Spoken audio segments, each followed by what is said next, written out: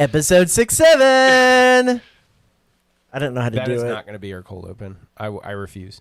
I don't want to hear that. I don't want to hear that right as the pod starts. I do actually need to. In texting you, I realized I had the audio of the Florida Twitter space that I need to pull for a cold open sometime. I finally found it. All of a sudden just, all right, okay. Well, Travis can't hear me anyway. I honestly think they. I see we have two of the other KBTX weather team in here. Tyler, go ahead. Sorry. For some reason, Travis can't hear me. I think he's doing that on purpose.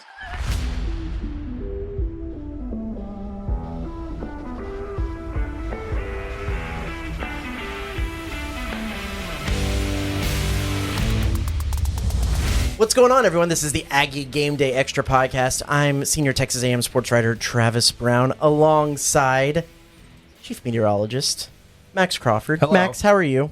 I'm good. I've just been told my levels are a little bit quieter, but that's probably fine. You do like to talk a little bit. Yeah, because my volume does go up. We guys, and if you are a regular listener, God bless you, because we have had ourselves some audio challenges over the past 2 years. 2 years.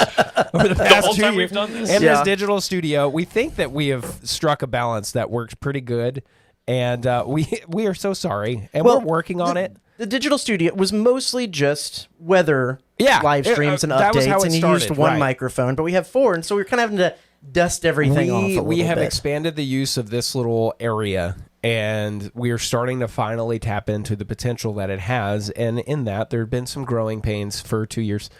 And hopefully this all sounds lovely to your eyes and ears. Although there's only so much you can do about my voice.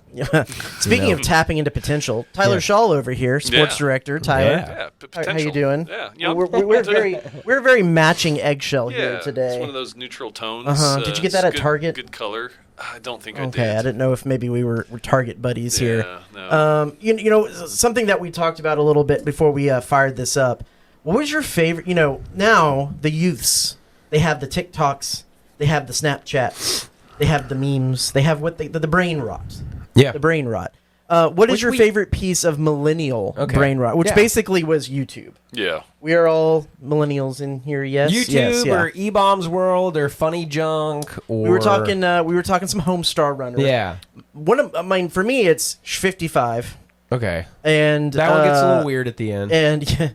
And what's the end of the world? Yeah, end of the world. End of the world. Yeah, yes. That was a good one. Yeah, I mean, you brought up my favorite, website to go on of all time of brain rot was Homestar Runner. Homestar Runner was great. End of Z World has one of the greatest examples of the Mandela effect that I can remember with our generation when he's like, okay, so here's the Earth. Round. That's not what he says. Okay. That's not what he says, Travis. Okay. He says, hey, that is a sweet Earth, you might say. And then he says, wrong. The G on the wrong. Like, incorrect. It's not a sweet Earth. Oh. And then he goes into the whole thing. He does not was say today round. years old when I thought it was says, round. He says wrong. Oh. But everybody remembers it as round, and it takes all of my ADHD brain to not correct them every time. Well, the only reason I corrected you this time was because I'm the one who brought it up. Oh. There you go. I don't know that that's my favorite. I'm glad one, I walked right into that for you. My brother is 6 years older than me, and so I watched just the raunchiest things when I was way too young, and so he was a big E-Bombs World guy, and there was a lot of inappropriate things on there, but one of the more wholesome things was milk and cereal. Yep. Cereal. That's like an actual Yeah, band, I'm pretty right? sure. I don't know. I'm pretty sure I got that off LimeWire, and I had that on my listening devices. That's one of the things that when I think about that like brings back the warm fuzzies of like winter break. Which, dude, the thing I miss the most about not being an adult is winter break. Summer break was awesome too, but like winter break, especially in college, was so awesome. And how cool is it? We do get a version of that here in that the traffic goes away during winter break. Except not really this time. I mean, it's going to be delayed. That's true. Yeah. But like, how cool is that you know, you can come back and do one last bout Yeah. with a great football team there at Kyle Field. So was your brother the same age as me? No, he's a little bit older than you. Okay. Yeah. But because I always run the risk of, because I'm like just a half generation older than you two. So no, I my don't. My brother's in his 40s. You were not there yet. Sometimes I don't know if my references quite hit home because I'm the old man. I usually understand them, but a lot of times I understand them enough to know that they're not good. They're not cool. They're not good. Yeah. Good. Not that I know what's cool. I just know what's not cool. That's just all I need to know. Yeah. Well, let's go ahead and get into the headlines this week because there is a lot of them.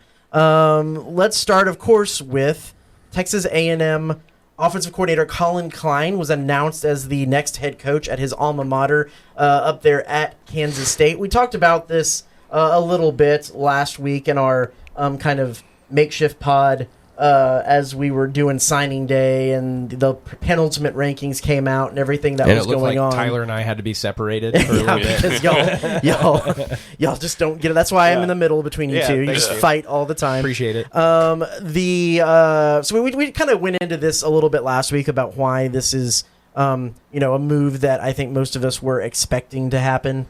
And what he'll bring up there. Mike Elko did say Monday that a little bit veiled answer, but it does seem like they kind of know the direction that they're going to go once the season ends when it comes to replacing him, and had a comment on the fact that whoever they do bring in to replace him, the offense will probably look pretty similar because there is some core tenets of how Mike Elko wants the offense to run that will stay the same. He said, but with a new offensive coordinator, there could be some little wrinkles and twists and tweaks. But as he said, if you look back at his time at Duke and at A&M, there's a lot of base level similarities in offenses the way they were run.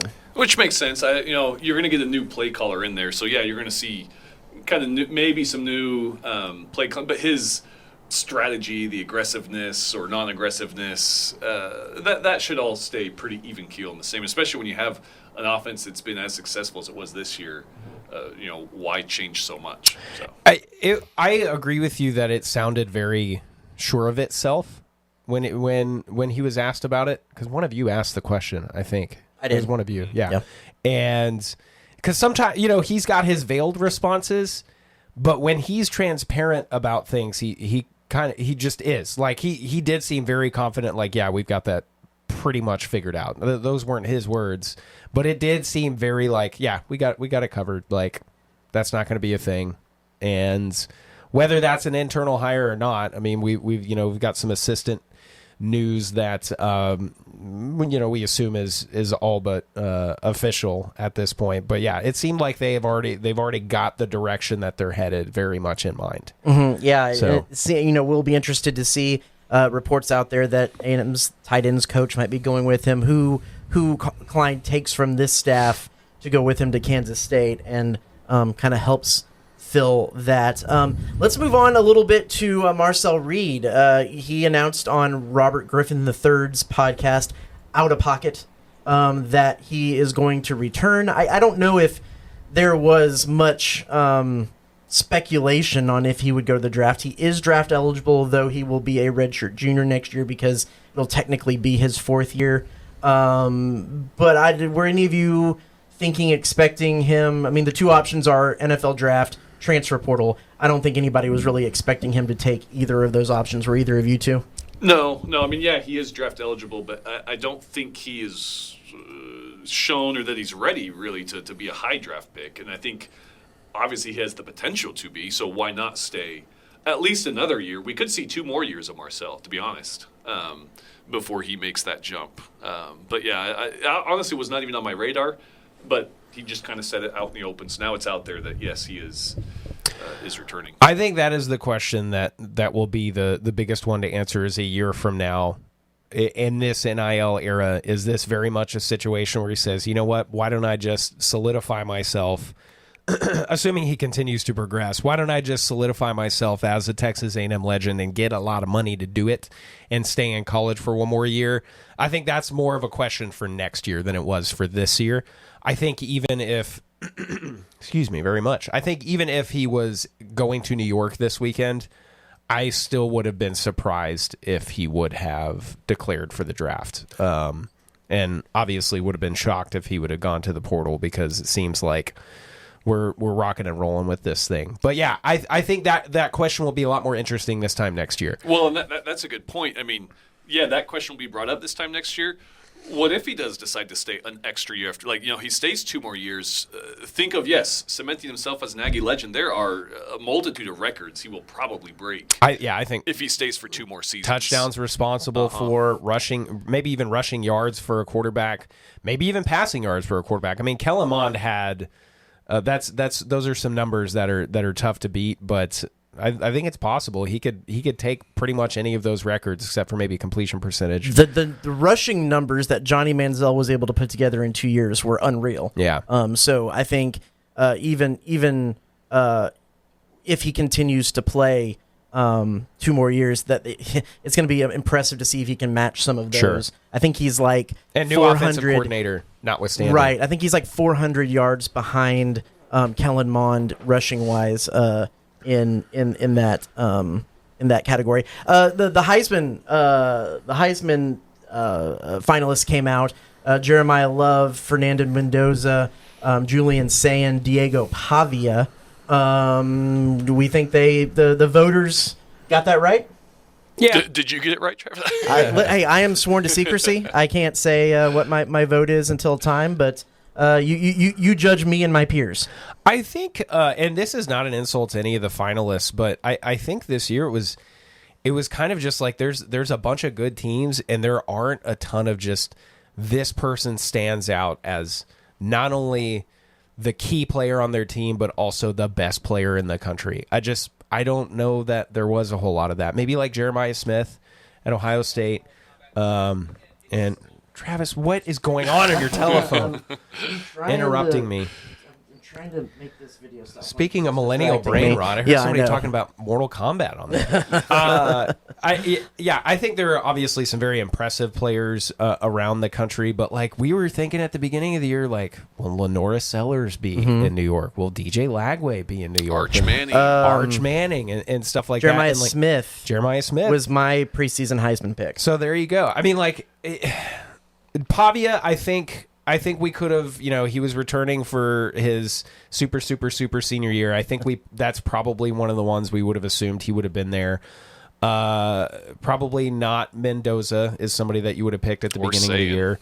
Jeremiah Love, I think you probably would have said, yeah, I could see that happening for sure. So, I think that's a just fine list of Heisman finalists. I think that it'll be a year where we're like, last year we had GNT and Travis Hunter. And this year, and if either one of those guys would have been another year, they would, and they had the same kind of season, it would have been hands down. Right. There wasn't. It was weird that there was 2 kind of generational talents for what they did in different ways that year, and there's not really that. If GNT played this year, he would have blown this field out. Like, it would have been his to lose. He would have blown out of the water. That's kind of the disappointing thing, I guess. The UNT quarterback put up some Case Keenum numbers. Mr. Maker. He put up some insane numbers, but I guess they looked at that. There's also an argument for Jacob Rodriguez at Texas Tech, the defensive guy in there. Yeah, but I think the 4 that's in there, that's fair. I think if Jacob Rodriguez would have had those 2 picks instead of that other guy, who kind of looks like him, because all of those defenders have mustaches. Careful. And Rogers. Yeah, I thought it was like Turner. I think it's Rogers. Maybe Ben Rogers. I thought it was Ben something. That's a DFW radio great. Is it? Ben Rogers. Well, anyway, that dude, that linebacker for Tech had 2 interceptions. I think if Rodriguez would have been the one having those 2, I think we'd maybe hear his name talked about a little bit more often. But yeah, I think that was the defensive guy that you were kind of thinking of for sure. Yeah. I'll refrain from my takes as to not inadvertently disclose my vote. We'll have plenty of time to talk about why I don't know ball and got that wrong at a later date. So let's go into the A&M's new soccer coach, Bobby Shuttleworth. An interesting one. Last 4 years he was an assistant coach and an associate head coach at Florida State, who just got done on Monday winning a national title over Stanford, 1-0. He's in 4 years there. They won 2 national titles, also went to the College Cup in 1 year. 2023, he was with Florida State when they came and beat A&M twice, once in the preseason, once, and they knocked him out of the SEC tournament. That was the year they made it to the College Cup but didn't win it. More interesting than that, to me, it was a 14-year career in the MLS. He retired in 2021 and went straight into college coaching as an assistant at Florida State. He 14 year as a goalie. He's 10th in the MLS history in matches played as a goalkeeper. Wow. Played with Taylor Twillman at the New England Revolution early in his career, that everybody knows from Team USA color commentary now, and played with I just forget his name. The current Matt Turner, the one of the current Team USA. Maybe that's what I was thinking of. Turner, Matt Turner. Yeah, Matt Probably Turner, not. Team USA goalie, currently on the squad. I think it's a pretty solid pickup for if you weren't going to bring in a sitting head coach. This is probably this is certainly a win the press conference kind of hire. Yeah, big splash. And so I and for those who don't know a ton about the women's college soccer game, I think that just that fact of his longevity in the MLS as a professional and only having been out of his professional career for four years now, there's probably some natural human interest, intrigue in that people want to kind of come see what he's about. Yeah, he can still lace him up, I'm sure. Yeah, I'm sure he probably could. And it's funny because you always talk about, like, with football coaches, how when one coach leaves, usually an athletic director, an athletic department goes in the opposite direction. Like if you have an offensive coach, you go defensive. Yeah. Second straight goalie coach. A coach with goalkeeper background for A&M. It's also the second coach in A&M soccer history. So I think also beyond this guy's pedigree, it comes with like to it. Like, I need to go and check that out. And to me, that is kind of a trademark of what you saw with the Bucky hire. Is like, here's this whole new style, not necessarily whole new like philosophy for how you play soccer, but like, here's this dude who knows what it's like to be in a winning program. He's a younger guy, and he's going to bring new energy to this program and stuff like that. If you're thinking about that from like a fan experience and trying to get people to Ellis Field and stuff like that, to me that makes a lot of sense. Yeah, I think you're dead on with that, and it's you kind of need that a little bit, because as we've seen and learned from Trev Alberts, that soccer is the first left out when it comes to revenue sharing. They have the full roster of full ride scholarships that they're able to get, but that's it. The rev share stops there. They'll have to rely heavily on NIL to win some of those recruiting and transfer battles. So. Right. Well, we've talked about how A&M's kind of a natural hotbed for recruiting with soccer, just the Texas soccer scene, SEC. That's interesting, Max, your take, that you think this is the kind of hire that's kind of revitalize, I guess, re-energize a fan base. We talk about me being the half generation older and being the old man. We have now reached with both Colin Klein and now Bobby Shuttlesworth. Colin Klein was a year younger than me. Bobby Shuttlesworth is about half a year older than me.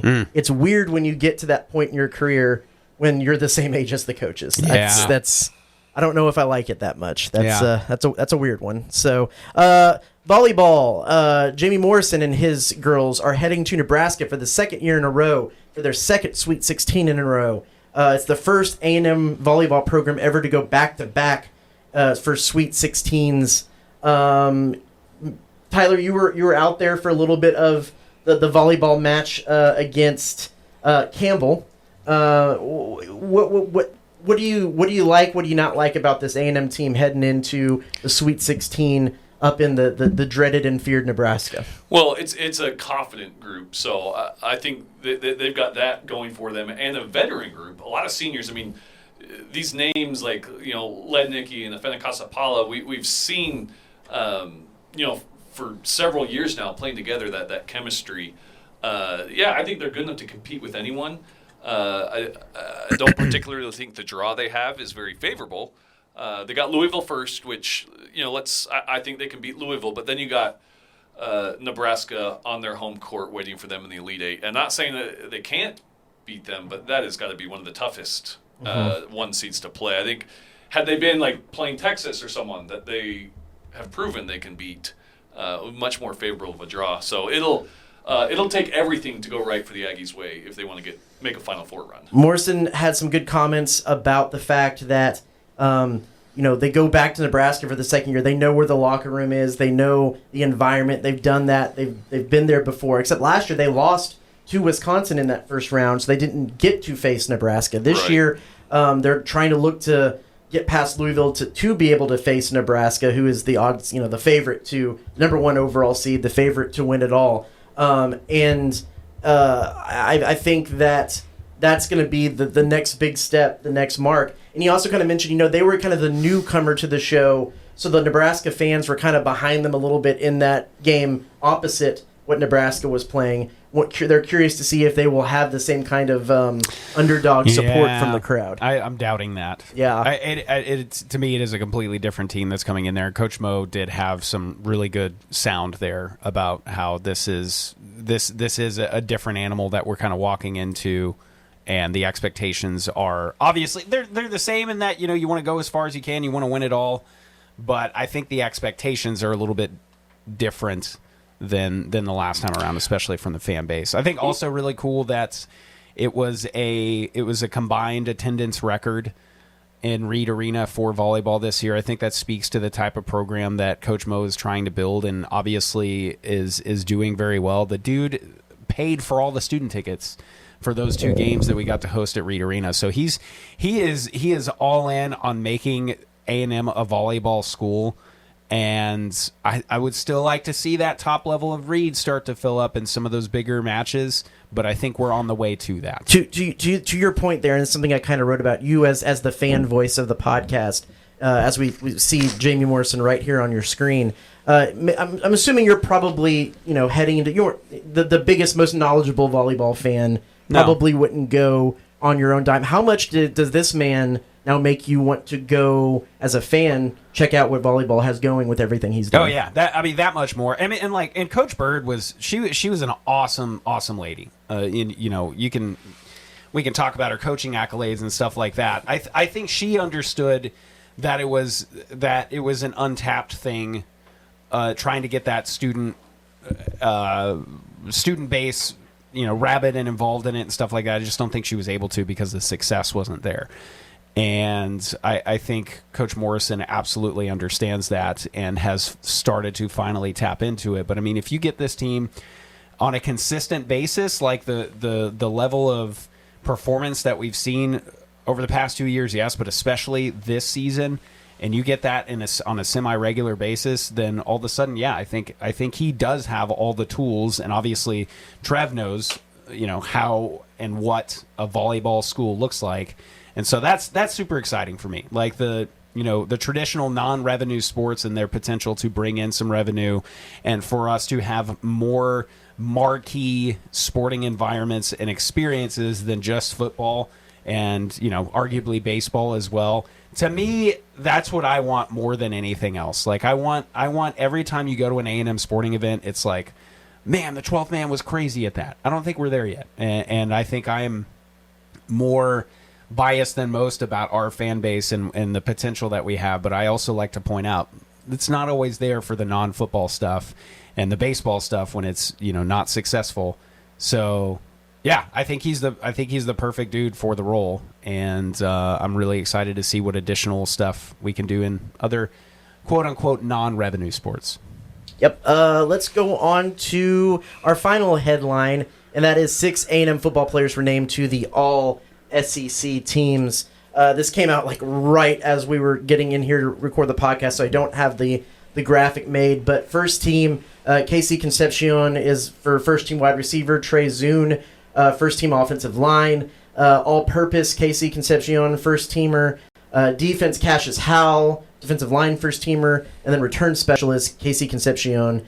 Third team, no second teamers. Third team wide receiver Mario Craver, offensive line Chase Basantis, linebacker Torian York. I think kind of the main headline of this is not only do you have 6, KC Concepcion has 3 different first team. That's amazing, man. First team awards with wide receiver. What a marketing pitch that is for any wide receiver in the portal, or that's about to be. Who has return abilities as well. And that's why I've kind of said all season that he's my pick for the team MVP of just the difference maker. Yeah. What makes this team going from good to borderline great.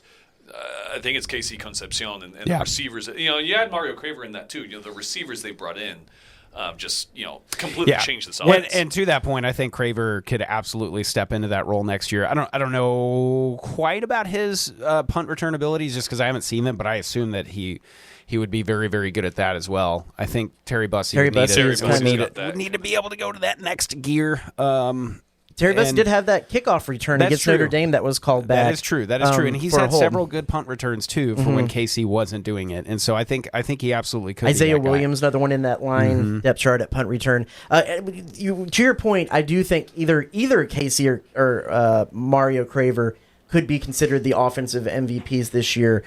Kind of one of the reasons that I think hurt Marcel Reed, maybe in that Heisman voting or whatever, is because I think those two guys were it's hard for me to put a guy up for Heisman when he's probably the third best guy on the offense. I know that can be said about some of the wide receivers at Ohio State, some of the wide receivers at Indiana. I was going to say, you could say 4th best if you're talking a healthy Le'Veon Moss. Yeah, that's true. That's true. So, but Le'Veon didn't contribute for a good chunk of the season. They had a lot of good weapons. And that's not really necessarily even taking away anything from Marcel. Right, exactly. There's just a lot of good weapons, and I think those two guys helped make Marcel what he has been so far this season. Absolutely. And to be fair, Marcel still had a chance, I think, to play his way into being in the Heisman conversation. It just didn't happen those last, against Texas. Had he had a really good game and beaten Texas, we might be talking about Marcel going to New York. I don't know. Yeah, especially depending on what happened in Atlanta, right? Because those were the stakes going into it. Is assuming we beat Texas, you have a great game there, then you've got another chance to prove yourself against Georgia. But obviously, over 40 years ago, my parents started C&J Barbecue, and today we continue to honor Dad's legacy with the best barbecue in the Brazos Valley.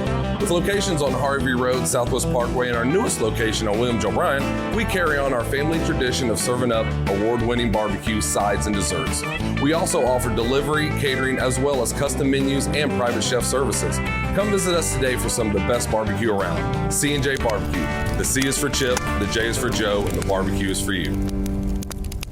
Let's take some time here to go over into the conversation because it is the talking point of sports right now. It's a great picture. What happened with this playoff bracket? Did you take that, Tyler? Did you take that picture? One of us did. For those listening, I just remember that photo shoot. It was a good time. Cool, it's the national championship trophy. It was a good time had by all. Which was here the week of the South Carolina game.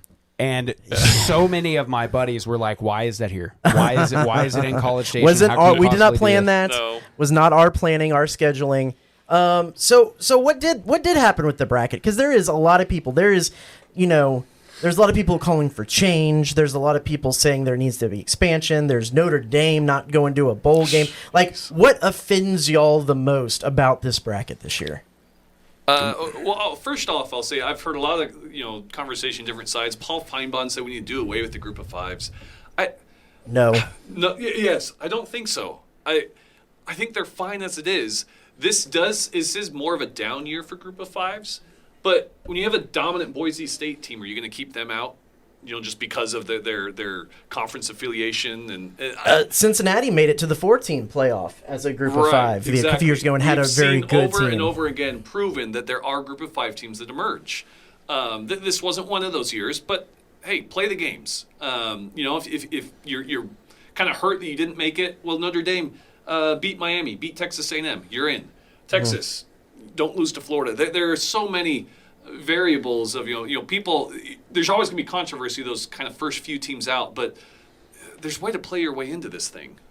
So I'm not as hurt with the bracket. I'm a little confused about some of the seedings, but I don't have as many problems as many do. Max, what's your biggest gripe? I was going to try to start with some of the things I think they got right. in the Okay, spirit, what did they get in the right? spirit of the season.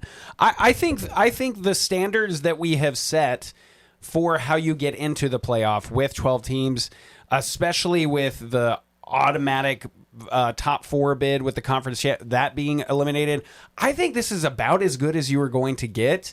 And I also think that the 2 G5s being in there is credit to the G5 schools, and also knowing like the ACC is not always going to be like that. I think especially with Franklin being at Virginia Tech, you know, Clemson's not going to be down forever. You would assume Florida State's not going to be down forever. There's Miami sitting right there. I like Georgia Tech. Georgia Tech. I don't think that this is such a huge problem. And like, obviously, Oregon's probably going to beat the tar out of James Madison. Ole Miss and Tulane, that might be interesting. But punishing the G5 for that is so silly. And I like, case in point, James Madison making the playoff and getting, what was it, $4 or $5 million. And I saw a tweet from somebody who is up in northern Louisiana saying the money that is now doled out to the Sun Belt teams because of this playoff berth is more than most of their athletic department budgets. Yeah. How awesome is that? Yeah. And if you are a fan of college football, you are a fan of the sport, how could you possibly say, well, but we need Notre Dame and Texas or Notre Dame and Vanderbilt in there instead, and they're better teams. We want the best teams. It's not about that. It's about what you've done to get yourself to that point, and it met the criteria as set forth by the committee, which again, I'm being nice to them right now because I have my gripes. That's fine. I think the end result is what it should have been. And for a little while, I was sympathetic to Notre Dame, and then they came out and said, yeah, you know what, we're opting out of everything now. And now all of a sudden I am the biggest Notre Dame hater because what message are you sending to your fan base? Did you see the tweet of players? After they made the announcement, someone posted the clip from Rudy where they're all setting their jerseys down. Right. And it's just Notre Dame right now It's after like, come on, man. Yeah. And I was telling one of my usual group text friends, I was like, that doesn't seem very Marcus Freeman to me. Because to me, Marcus Freeman's the kind of guy who's like, put the ball down anywhere and we'll play. Notre Dame and BYU would have been such a fun matchup. I'm mad we don't get that matchup. Just from a culture standpoint, who the heck knows what would have happened on the field? And then you see people, Notre Dame fans on the internet saying, oh, we would beat BYU by 20 points. Prove it. Yeah, prove it. And now we're never going to know. I'd love to see them beat them by 20. Let me play devil's advocate for a second. I am 100% on board with you. Let me clarify that. But the argument I saw for the other way is the fact that so much of the problem with why this happened to Notre Dame is the fact, and this is one of the gripes that I have, that most people have, is that there shouldn't be a ranking show every week that puts the committee boxes them into a corner, and from the penultimate to the final, to put them into this situation. That the reason why we have that is so that ESPN can make some more money. Who owns literally all the bowls, including the Pop-Tarts Bowl, which they are projected to go to play BYU? ESPN. I am vigorously nodding my head at all of this. Yeah. So if the argument was okay, the problem with why Notre Dame was put into this position to have their, not to be left out of the playoff, but to kind of have their hearts broken, was because ESPN put the committee into a box that they really couldn't get out of. So why not stick it to ESPN? Yeah. That's the counter argument. I don't necessarily agree with it. I still think, why not? Okay, they're having trouble. At least last I looked, they're having trouble filling the second spot, or they did have trouble at the Birmingham Bowl to play Georgia Southern. All of these 5-win teams, Auburn, Baylor, and some of them just said, "No, we're good." Maybe I get that because it's Birmingham. I don't think you're going to go there and each player is going to get an Xbox or something. Sure. But the Pop-Tarts Bowl has been elevated to one of the more noticeable, and it's fun. Yeah. And It's you're gonna fun, go get to hang out with your buddies in Florida, in Orlando. Get another right? game. Yeah. You get to go do stuff. Usually they'll take them to Disneyland or something. It's an experience. It's supposed to be fun. It's a vacation. Why not go and get to celebrate your? Yeah, I know it didn't play out the way you wanted it to, but go celebrate your season. Take the bowl practices. That's probably the most valuable thing that they're getting rid of, is the extra 15, 14 practices they get. for going to a bowl game and get your team better for next year. Because I think one of the reasonings they gave is they're just looking ahead and wanting to build for next year. That's what bowl practices do. That's what this bowl game can do. Just throw out your second string. Let them get reps. It's like, what was it, in 2021 after LSU got that upset win against us? It was Coach O's last game, and so many people portaled after Coach O left. And I think they had 35 scholarship players going into that Texas Bowl. I don't even remember if they won it or not. But, and if you're an LSU fan, well, if you're a diehard LSU fan, I'm sure you remember the game and the score and all that. But if you're at least a casual LSU fan, you're just stoked that they're there. And there's a soundbite going around. I forget the player, and I wish I remembered his name, who's like, put a ball down. Like, we're representing Louisiana. We're here at the Texas Bowl. We will play. As long as there's 11 of us, we will play. And gosh, man, if that is not what is so much needed right now, and as this Notre Dame entity that you are, you're supposed to embody this whole, like, tradition and also just this grit and hardworking, and then you say, nah, we're done. Like, forget that, dude. F that so much. I have no sympathy for you in any of your future endeavors.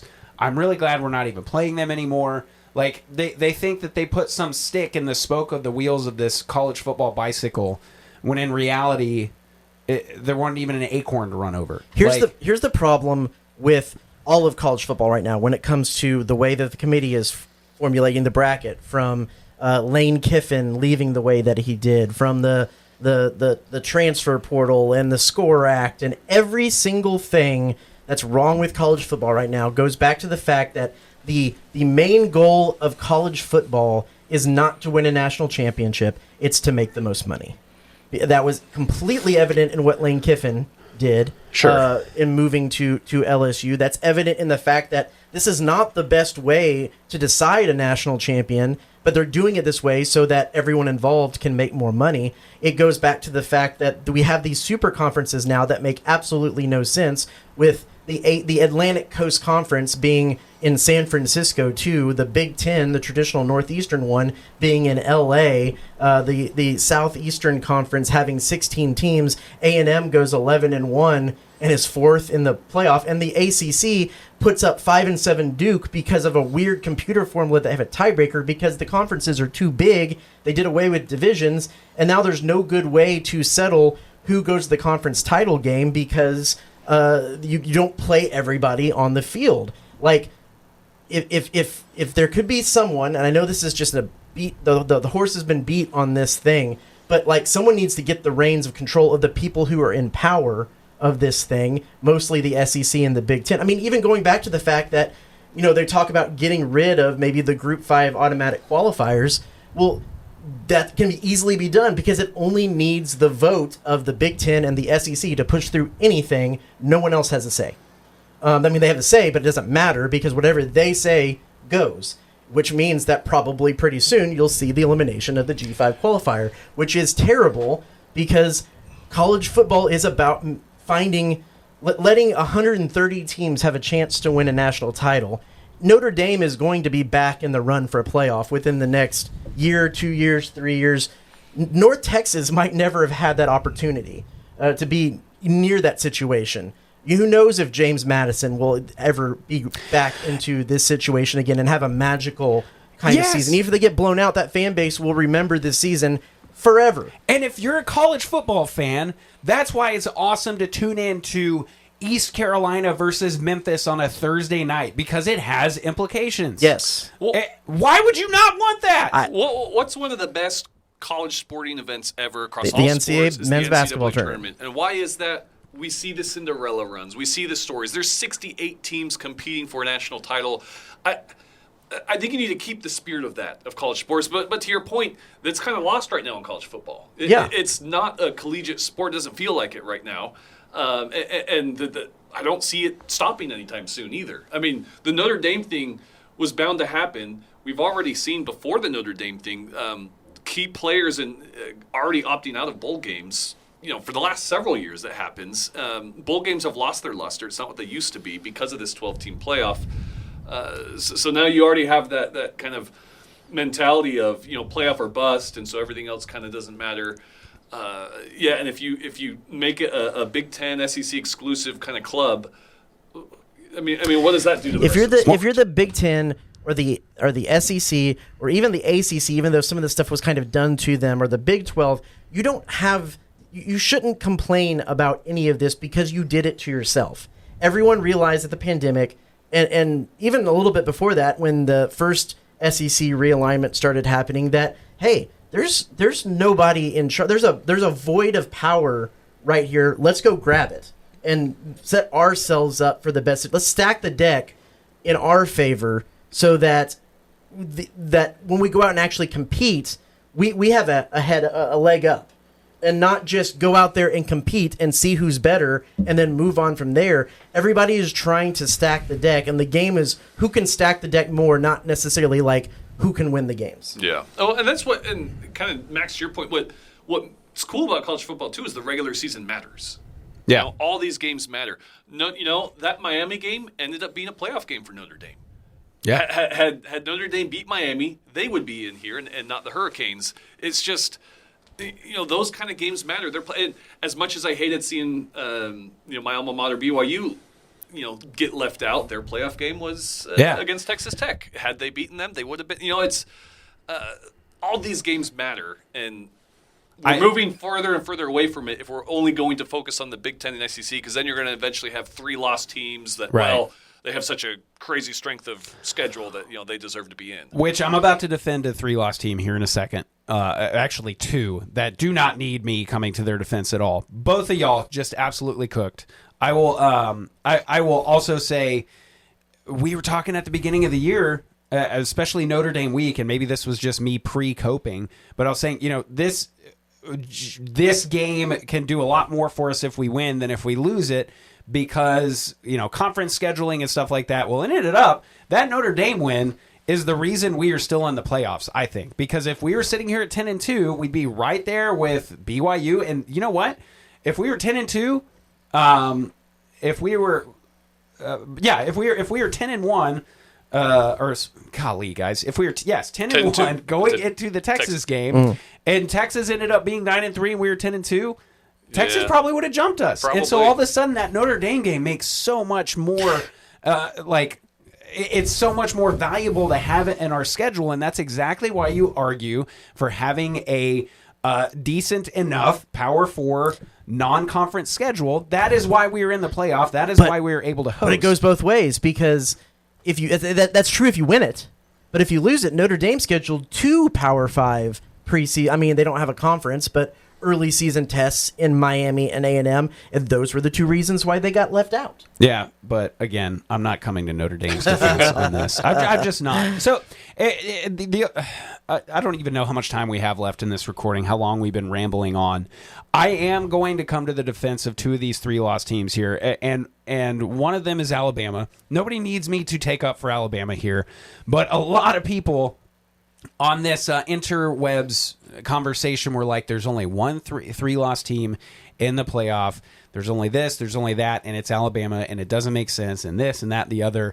And to me, I think that could not be more wrong. And I think this is an argument also in BYU's case of you cannot punish the conference champion for making it to, or I'm sorry, you cannot punish somebody for getting a conference championship berth.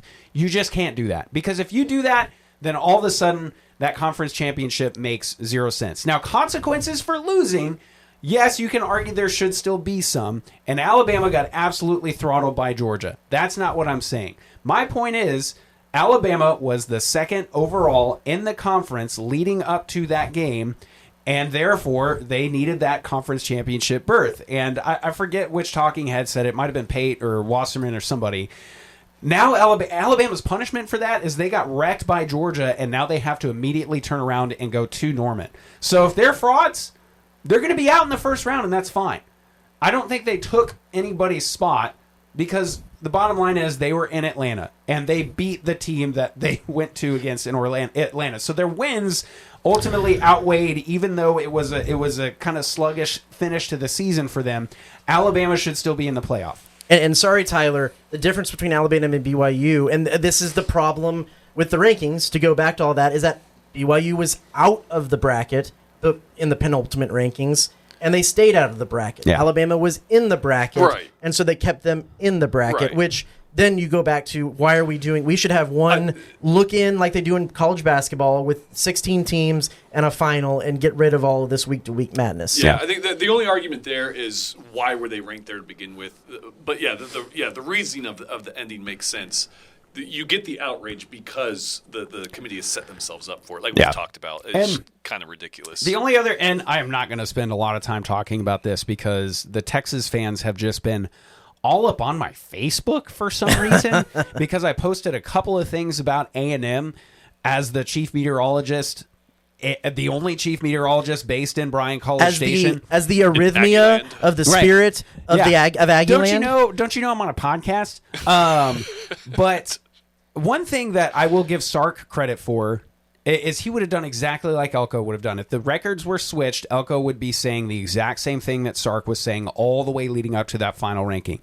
Well, when it flipped and they found out, okay, we're 13 or 14, whatever their ranking is, immediately Sark said, we're excited to go to the Cheez-It Bowl. We're excited for the seniors, the guys on this team who this is going to be their last game. This is another opportunity to get better and build towards what is next. I don't understand how you cannot have that mentality otherwise. Now, again, it's a little bit different situation from what we saw with Notre Dame. Like, I understand that. But Sark's 180 there is exactly what I would want from a coach. You campaign for your team. Even if the odds are stacked against you, all the way up until that point, you say, yes, we deserve to be a playoff team. And then when you're not, you don't throw a hissy fit. You say, okay, put the ball down and we'll play. Well, and I think Texas knew kind of their fate before. Sure. I think Sark knew they weren't getting in, but he's going to do what any coach does in campaigns for. And the arguments he made were kind of legit because, you dock him for the Florida loss. Well, the Ohio State loss, it's like, well, are they getting punished for a close loss at the number one team in the nation? Because if they're a 2-loss team, they're for sure in. Because then you look at Alabama. Well, they had just as bad of a loss to Florida State, right? And I think the reason that is the case, though, is because of where they were sitting preseason.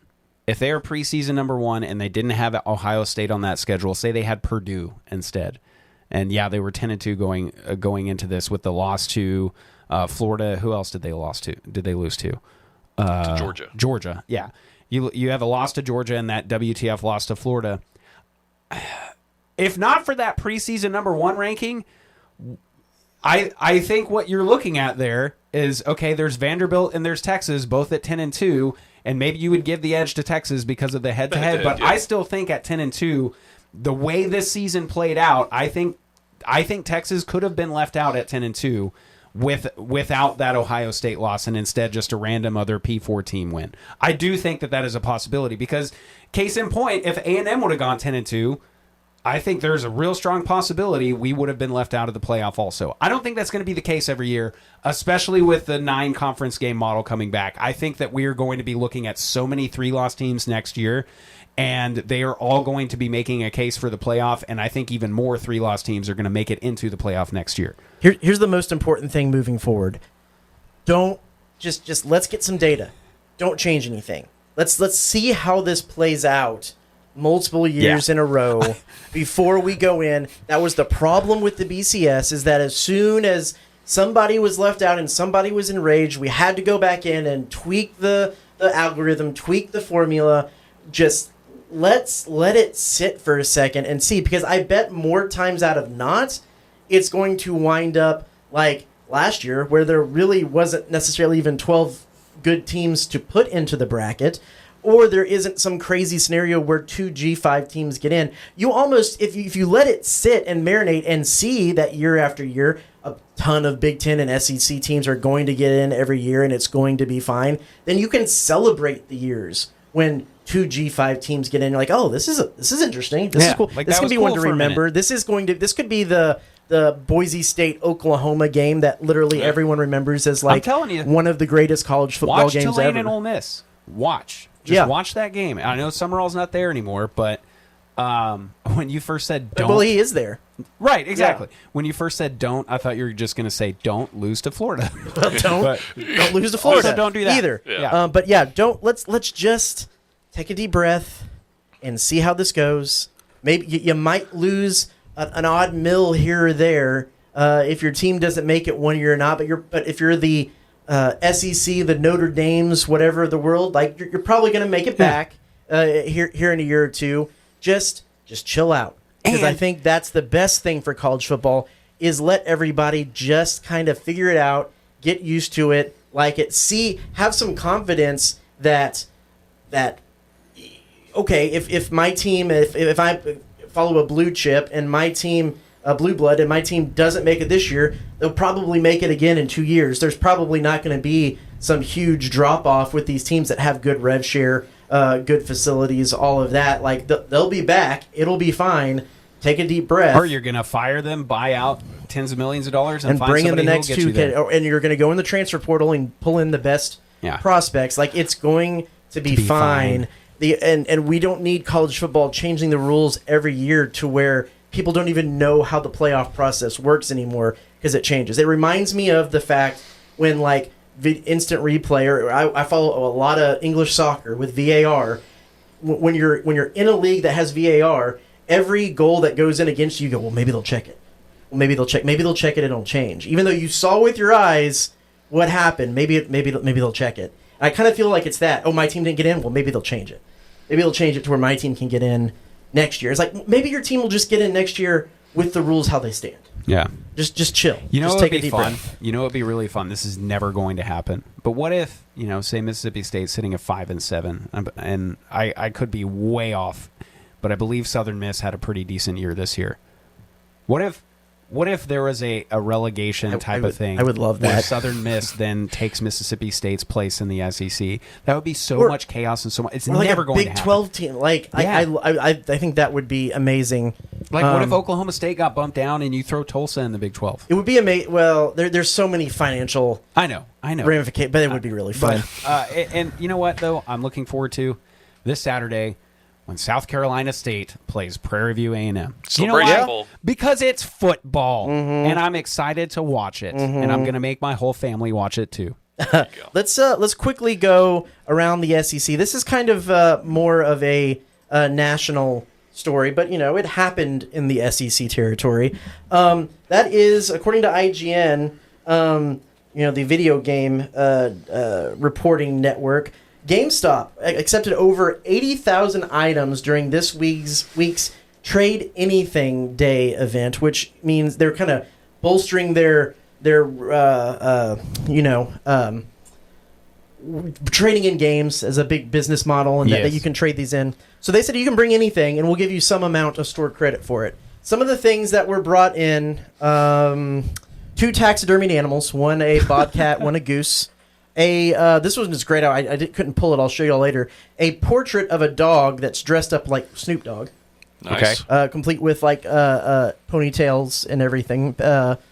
We got a quote tiny Jesus, a speed limit sign, some Air Jordans, tapes of Friends on VHS. Nice. And this is a good one. There's a picture right here. It's the disc that you would put in your Wii from Netflix to be able to stream stuff. We on a had Wii. one of those. Oh. Yeah. Which you needed like a disc to play to be able to string the movies. That was our first console streaming experience because of that Wii Here's disc. the goose. Okay. Nice. We can maybe... let's see here. We don't need it. We can make Max the goose. Yeah, there. Okay, great. That is better There's now the that I think about taxidermy it. goose. That does look good. Here's the Snoop Dogg dog. What a great marketing ploy. Mm-hmm. Hats off to the marketing people at GameStop for keeping that company alive over the past couple of years. It's wild that they with the think of still exist. With the help of Reddit bro traders, right? Yeah. Their speed limit sign. Here's the Bobcat. Speed limit sign. They may have to take back. They may have to turn to the proper authorities. Yeah, you're right. Here's the Netflix I don't know DVD. if I can give you credit for that. I don't know that you should be selling me this. The question is, what would you, if you had known about this, what would be the thing that you would trade in that you would think would give you the most value with also the most weirdness? I don't know. I have a couple of old Mad Catz controllers that they'd probably be like, yeah, I'll give you 50 cents for this. I might have my old PlayStation Eye toy, which a lot of people probably don't even remember. That was like, and Xbox had the Kinect thing, which all of that was just completely done away with. I have a couple of those things that I'd maybe try to bring in, but that's not cool enough. I don't know. I have a pretty intense jersey collection. Okay. I could maybe trade in. I have like an old 1980s Dallas Mavericks warm up jacket that has like the collar and like the metal snap buttons. I've got a signed Dirk jersey, but I don't know if I'd want to give that up. Well, you want to give that up, so yeah. I wouldn't want to give it up. But I've got other jerseys that aren't signed. Random sports hat. I'm not really a big hat wearer, but I have a bunch of them.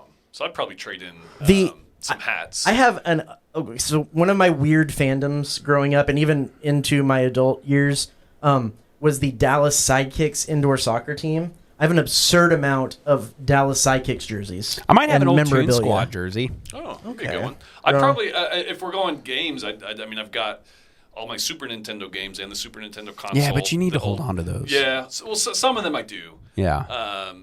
But like the Wii and stuff, I've got a bunch of Wii stuff that I don't use. Because then we graduated to the Wii U, and now it's the Switch. Oh, gosh. The first thing that I would take is all of my OG Xbox and Xbox 360 NCAA and FIFAs and Maddens and stuff like that. So that before are now the new game came out, I went and traded in my NCAA football or 2014. Was that the last one? Yeah. That thing was worth like $100. Yeah. Now it's probably not as much because the new games are out and everything like that. But when it was for a while, it was hard to get. Yeah. And GameStop knew it, and it would still be anyway. Yeah, I think maybe some rando jerseys might be a good contribution to that. I have no taxidermied animals. I don't either. I have no weird artwork. So yeah, that's probably. I could make some weird art. We can take this painting that's been sitting here for the past 2 years. There is, and it's kind of depressing. Yeah, I don't know much about it, but it's like an autumn scene. Where did by that a dog. come from, by the way?